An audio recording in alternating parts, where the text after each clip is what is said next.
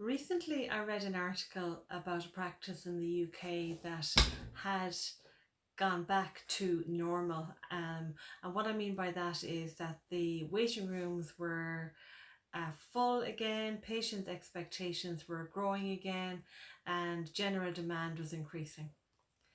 So it got me to thinking about how we can start to train people's expectations. I myself had an experience recently where I had to access my GP, and it was explained to me what the process would be, that I would get a phone call back, that I would be triaged, and then a decision would be made on what was the most appropriate next step. And that next step could be a telephone call, it could be a video consult, or it may require that I would need to be seen face to face. So in all of those scenarios, what was most important for me as a patient was that I was receiving the appropriate type of care for what I was presenting with. And now we have this wonderful opportunity not to go back to what the normal was. When I talk about normal, the way it was, I mean pre-COVID. So going back 3.5 months ago now, where patients' expectations were through the roof. GPs were putting in crazy hours.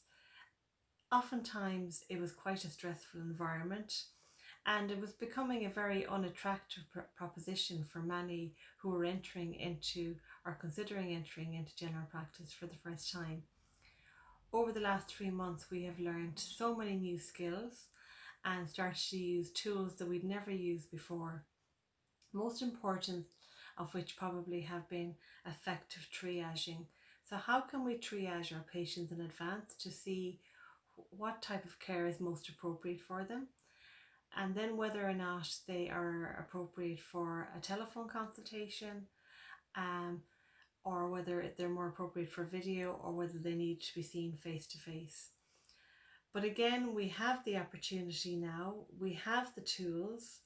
Patients' expectations, I suppose, are all around how we communicate to them.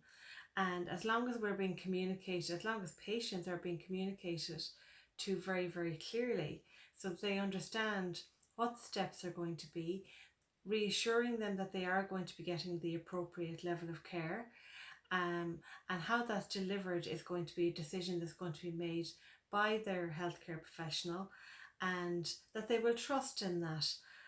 It's about training that expectation. I do firmly believe that as long as we communicate effectively, let people know what's happening, let them know, very importantly, that we're now open and ready to see patients again, but it will be done in a slightly different way, and reassuring them they will still continue to get the best level of care.